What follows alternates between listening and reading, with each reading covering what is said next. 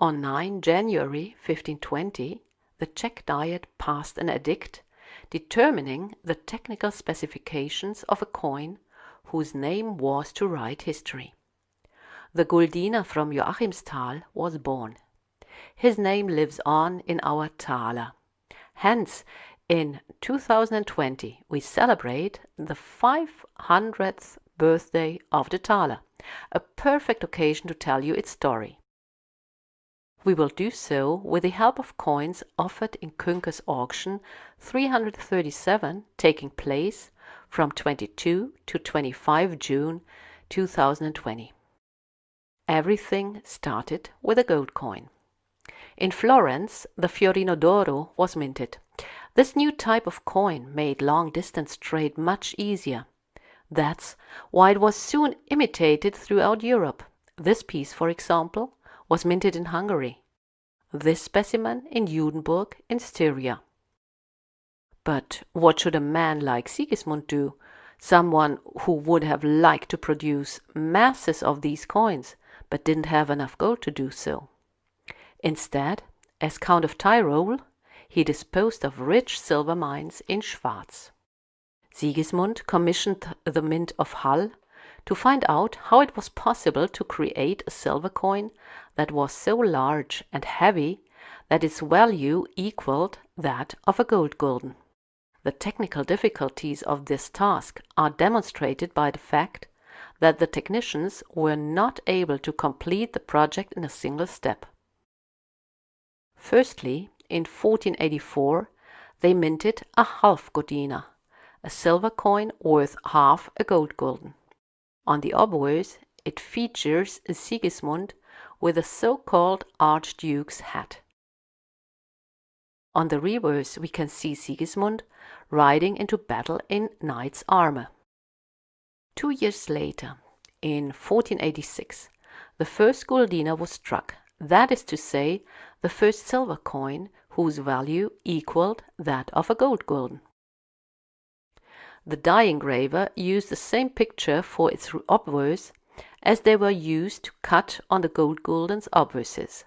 Duke Sigismund standing, wearing a knight's armor. It didn't take long for the Tyrol guldiner to be imitated. But was it actually used on the market? We do not know that. Perhaps the elaborately produced heavy silver coins were mainly used as valuable gifts.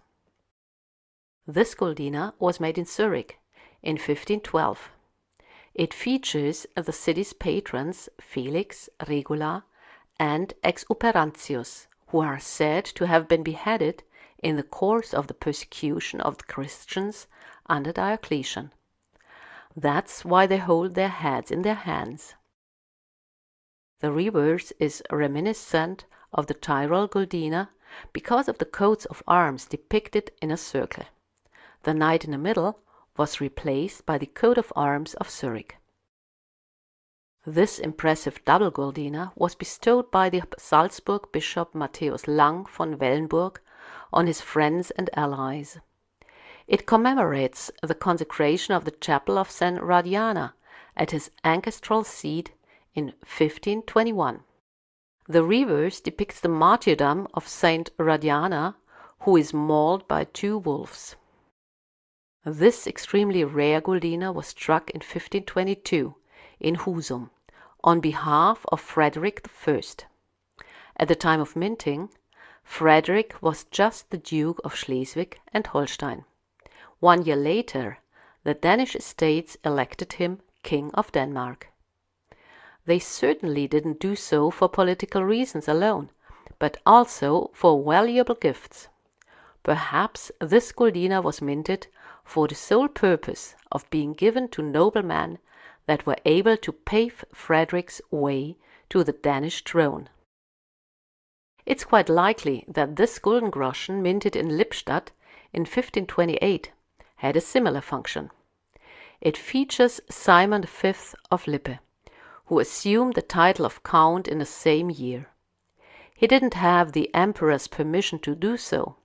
Probably he too considered generous gifts in the form of heavy silver coins to be the best means for the recognition of his title. However, that Simon produced coins was highly debatable. According to the Esslingen minting ordinance of 1524, only those who disposed of a silver mine on their territory were allowed to strike coins. There was some mining work in Lippe carried out at Kötherberg, but the yield was so low that the work was stopped as early as in 1543. That's why today's numismatists believe that the mine at Kötherberg had merely been a pretext for minting coins.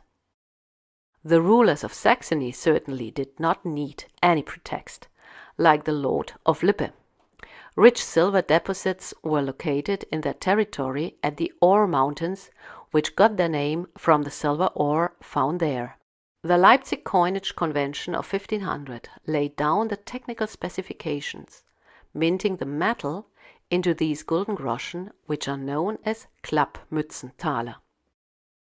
A portrait by Albrecht Dürer shows us how such a Klappmütze, a kind of a leather cap, was worn. It depicts Frederick the Wise, the same ruler who is shown on the coin's obverse, but not wearing a Klappmütze, but a traditional attire of an elector. He also had himself depicted in this attire on his tomb. This coin, struck after 1507, went down in numismatic history as Locum Tenens Thaler, which means governor's thaler. It was created on the occasion of an honor conferred by the emperor. Frederick the Wise was granted the title of Governor General. Look, this coin does not depict the Duke wearing a Klappmütze. Instead, his head is covered with a hat made of wire. At the beginning of the 16th century, this male headgear was considered the latest fashion, as this painting by Lucas Cranach illustrates.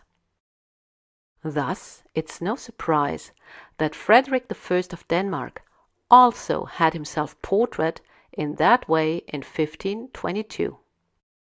This thaler from 1530 features another Saxon ruler, Duke George, from the Albertine line. He is considered the founder of the mining town of Annaberg. How silver was mined from the mountain, smelted, and transformed into coins is shown by what is probably the most impressive work of art in St. Anne's Church, the altarpiece featuring mining scenes. Thanks to the wealth generated by the mining work, it was possible to complete the city's massive church in the years between 1499 and 1525. The financiers did not only immortalize themselves on the altarpiece. The staircase to the pulpit features a ewer with hammer and pick. Around the hips, he is wearing a miner's apron. On the head, a protective hood. At his feet are several spare tools. They were necessary to ensure that workers were productive during the entire shift. Hence, businessmen of Annaberg were rich, very rich, and they wanted to invest their money in a profitable way. We have to keep in mind that a border divided the Ore Mountains into a Saxon and a Bohemian part. It wasn't a surprise that Saxon prospectors found equally rich silver deposits on the Bohemian side at some point after 1510. In 1516, they started to mine silver. In order to do so, Saxon miners founded the city of Joachimsthal. It was named after the biblical husband of the patron of Annaberg, Saint Anne. The local rulers were the counts of Slikove. However, the Bohemian king, at that time it was Louis II, was actually the only one who held the privilege of mining and the right of minting in Bohemia. To understand what happened next, we have to bear in mind the major political events of the time. In January 1519, Emperor Maximilian I died. His grandson, Charles V, aspired to succeed him as emperor. To achieve this, he needed the vote of Frederick the Wise, Elector of Saxony. Frederick, in turn, was in need of the permission for his Saxon entrepreneurs in Joachimsthal to export the mined silver. Louis II, King of Bohemia, was in charge of this matter. However, he was not only underage, but also a brother-in-law of Charles V. Of course, a compromise was found that was satisfactory to all parties. It was stipulated that Louis II received 4% of the exported silver. To make the tax collector's task easier, all silver that was to be exported had to be minted into coins. And on 9 January 1520, the technical specifications for this coin were laid down. Therefore, the year 1520 can be celebrated as the birthday of the thaler. Countless coins were minted for export, according to the specifications of the edict of 1520. They dominated the precious metal market of Leipzig, where the denomination got its current name. In the merchants' records, the original name, guldiner from Joachimsthal, evolved to Joachimsthaler and was shortened to thaler. The fact that the thaler was named after Joachimsthal does not mean that the yield of this mining area was larger than that of Annaberg or Schwarz. But while silver was exported from those cities in the form of bars or profitable coins of smaller denominations, silver from Joachimsthal left its home exclusively in the form of thalers.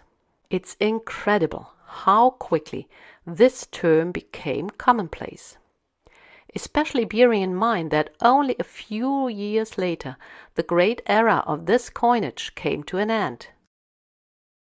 The reason was that in 1526 both Stephan of Schlikove and King Louis II died in the Battle of Mohács. Stephan's widow had this splendid medal minted in 1532, commemorating her husband. At that time, the new Bohemian King Ferdinand I of the House of Habsburg had already reclaimed the privilege of minting coins. In 1528, the Bohemian estates transferred the privilege of minting at Joachimsthal to the Bohemian ruler. From then on, Ferdinand decided for which purposes the silver from Joachimsthal was used. And as the production of thalers didn't generate a large profit, only few pieces were produced on his behalf. Even though the period during which the thaler dominated the market was quite short, namely from 1520 to 1528, the Joachimsthaler gave its name to the most important denomination of early modern times, the thaler. We at Auction House Kuenker would be glad if we made you a little curious. Thalers are offered in all of our auctions, including the upcoming sales from 22 to 26 June 2020. We would be pleased to welcome you personally at one of our auctions. If you have further questions, please do not hesitate to contact us.